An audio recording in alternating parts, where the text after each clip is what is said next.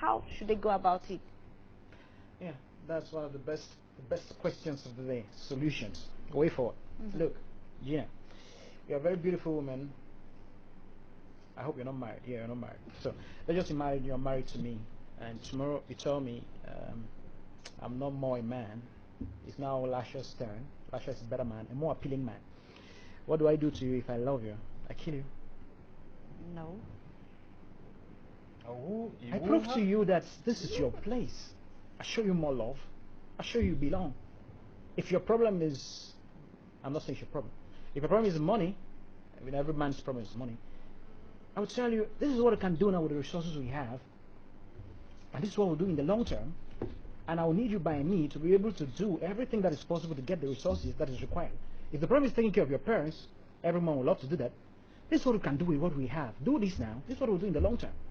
There is no way you can solve this problem without talking to the people you've branded secessionists. By the way, where is Julius Ayuk Tabe?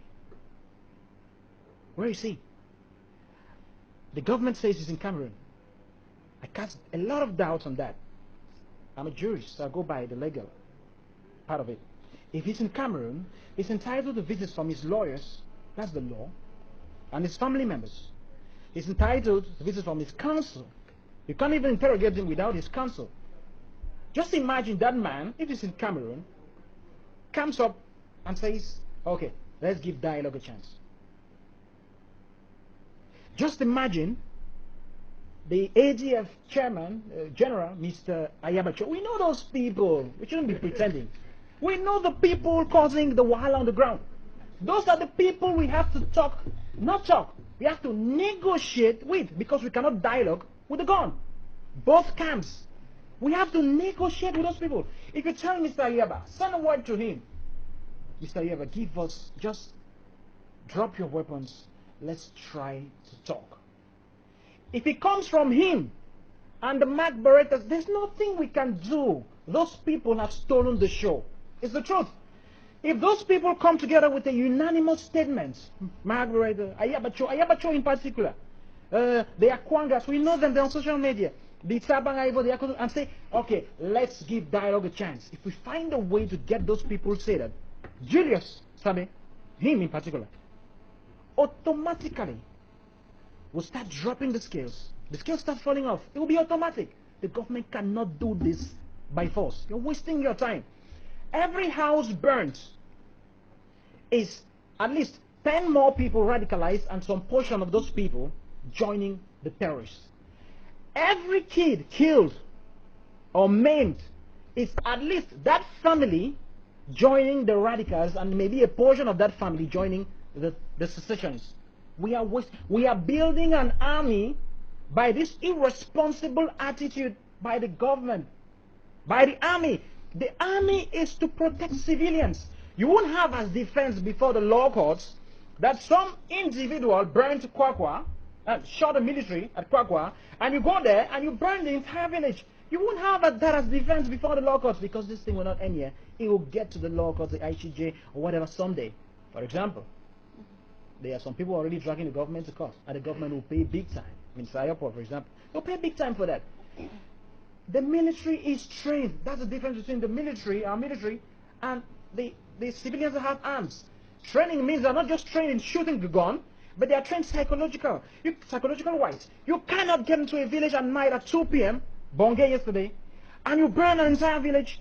You shoot people in your sleep, or you go to Bello, as it occurred 2 weeks ago, shoot those people on their legs and burn them in their houses, and you think you cannot solve this problem with the gun. You need to find a way to tell those people who have held this country hostage, guys, please drop your weapons. Let us give dialogue. That's the only way out. There is no other way out of this crisis, if at all we want to solve the crisis. Because I believe there are some people in high places who don't want this crisis solved. They're making a lot of money from it. That's just why I want to ask you this again. Let's look at a country like South Sudan. They have called for ceasefires countless times. They have been dialoguing. They have even asked for Riek Machar, who is who is leading a rebel group to come Group. back to South Sudan and then to solve this problem, but he doesn't want to come. Now, do you think if the government asks these people, like says, okay, yeah, we want a ceasefire, it's going to be possible? I'm sure you heard Chris Anu's latest video asking the Francophones to leave the and Anglophone so. zones. Do you think they could want a ceasefire after all of these happenings? The government has created a problem. They are the people to solve that problem. To me, don't jump in. Let me go to the end. To me, there was no Anglophone problem before the government started its madness. It is madness. I'm put that in quotes. I know what I'm talking about. They would have stopped this thing in 2016 when those people they arrested, those moderates came up. They would have just stopped. But they kept on, and they keep on doing it. You talk of somebody who was yesterday on Vision Card. They keep on pouring oil into the fire. Does the government really want to solve this problem? I don't think so. I don't think so. If the government wants to solve this problem, they won't multiply bad decision after bad decision after bad decision. I take an example. I'll give you an example. They go to the Northwest region, I think it was in Velo, and they say bikes don't move anymore. It can be a good decision if there is an alternative. What do you provide to those people in the alternative?